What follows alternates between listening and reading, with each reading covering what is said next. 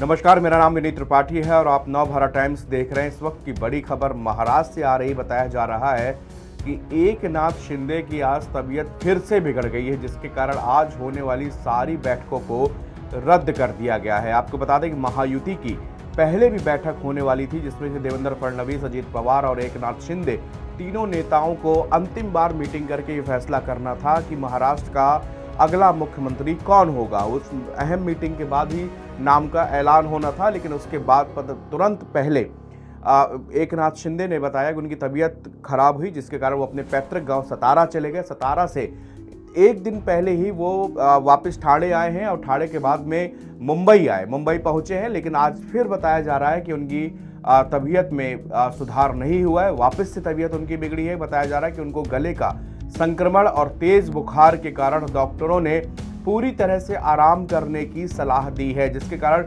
सारी बैठकें रद्द हो चुकी हैं। 5 तारीख को महाराष्ट्र में नए सीएम का शपथ ग्रहण होना है, जिसके लिए स्थान, टाइम सब कुछ तय हो गया है, लेकिन अभी नाम में रस्साकसी बनी हुई है। बताया जा रहा है कि एकनाथ शिंदे के नाम पर मुहर लग सकती है, लेकिन ये भी उसमें अभी संशय बना हुआ है, क्योंकि एकनाथ शिंदे ये पद अपने हाथ से जाने नहीं देना चाहते। अभी एक दिन पहले ही उन्होंने प्रेस कॉन्फ्रेंस में इस बात को खुलासा किया है। उस बात को उन्होंने कहा कि जो महायुति की जो जीत हुई है वो इस कारण हुई है क्योंकि उनकी ऐसी योजनाएं थी और 2.5 साल का उनका अथक परिश्रम था।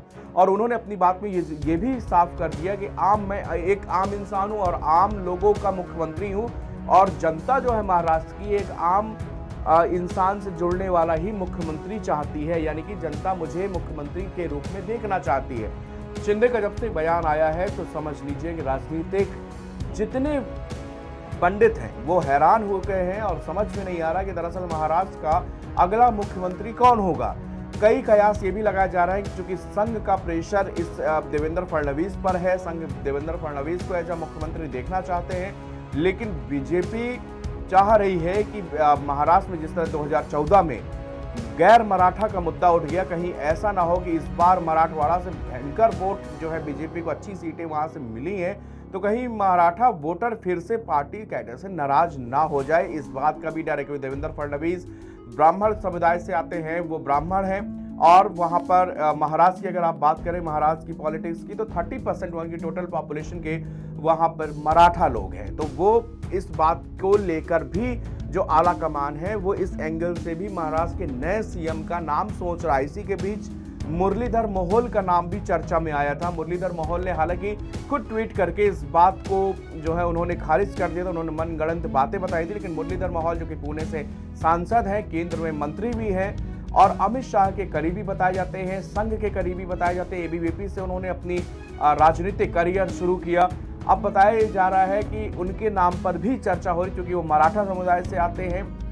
तो बताया जा रहा था कि शायद देवेंद्र फडणवीस का ऑप्शन जो है मुरलीधर हो सकते हैं, लेकिन इस सुबह से शाम तक ये खबर सूत्रों के हवाले से चली, लेकिन जबकि उन्होंने मुरलीधर ने खुद ट्वीट करके इस बात को पूरी तरह से खारिज कर दिया था, लेकिन बाद में ये ऐसा लगने लगा कि शायद ये इस नाम पे आलाकमान सोच रहा है। लेकिन अभी तक बीजेपी के किसी भी आधिकारिक सूत्रों के हवाले से बिल्कुल पुख्ता जानकारी ये नहीं बताई जा रही कि महाराष्ट्र का अगला मुख्यमंत्री कौन होगा। हालांकि एक बीजेपी के सीनियर लीडर ने इस बात को कहा है, सबसे देवेंद्र फडणवीस इस रेस में सबसे आगे हैं और पार्टी की पहली पसंद देवेंद्र फडणवीस है, इसलिए वही राज्य के मुख्यमंत्री बनेंगे।